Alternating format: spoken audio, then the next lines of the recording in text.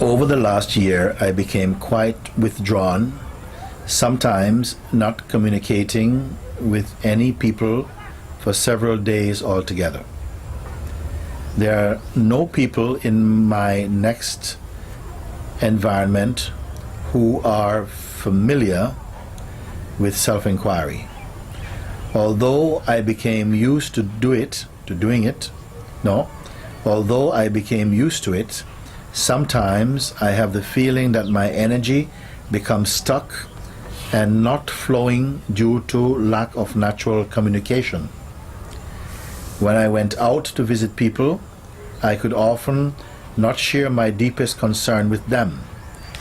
Should I just continue to watch it without making inward changes deliberately? What seems so evident and at hand in the presence of the enlightened seems also quite fragile sometimes under the influence of identified collective consciousness.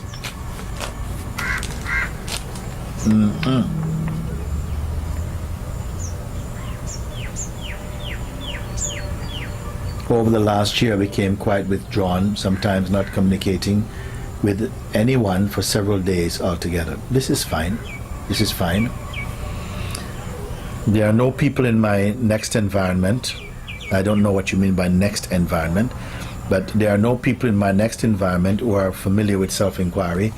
You don't have to be with anybody whether they are in self-inquiry or not. If your inquiry is true, it will be strong enough for you to be on your own or in any environment. You don't need to have friends who are also in self-inquiry. There isn't a self-inquiry community. You can, if you're in a space where self-inquiry or any spiritual practice is going on and you have access to that, by all means make use of your opportunity. But if you're on your own also, it's important to dive deeply. Every strength will come so that you can be in any situation, any environment, and still don't feel that I need extra help. You will come through okay.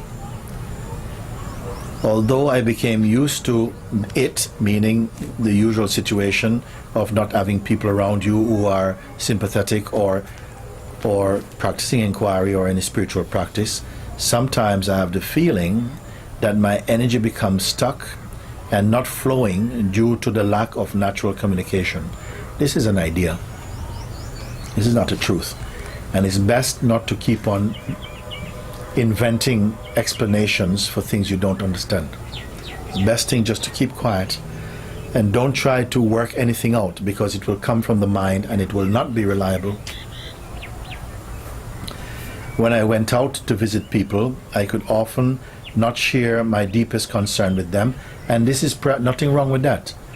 Don't try and share your deepest concern with people who cannot assimilate what you're talking about. If they have no interest in spirituality, how are you going to share your deep concern with people who don't have interest in it?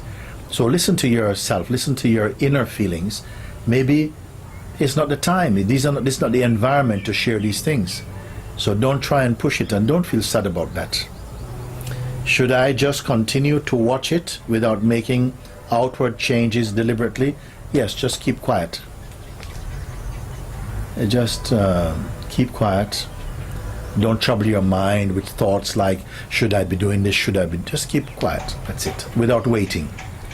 Find that within yourself which leaves you in a state of contentment and completeness. That is enough. Don't try and create any structure, any relationship outwards that you think is going to be a reflection of the truth. Don't waste your effort. Just be centered and be clear in yourself as to your own true nature.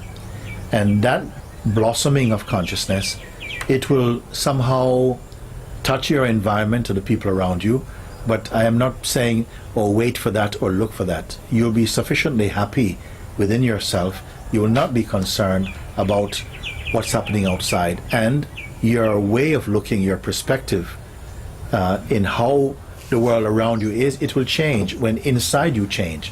From looking at life as a person with personal eyes, or looking at life from the eyes of consciousness. Very, very different. what seems so evident and at hand in the presence of the enlightened. So when you're in the presence of enlightened beings, what seems evident seems also quite fragile sometimes under the influence of identified collective consciousness. So what you're saying by this is that when you're in the environment of enlightened consciousness, it feels very obvious that you are this and that all of this is natural. But when you are in the environment where there are people who are not conscious about this, who doesn't have a devotion to truth, you feel that the truth feels fragile. This is also an ideal. The truth is not like a delicate flower that you have to protect. No, it is the source of all manifestation. You see, so it is not fragile. What is fragile is your thinking is fragile. Your idea of who you are is fragile, but yourself is not fragile.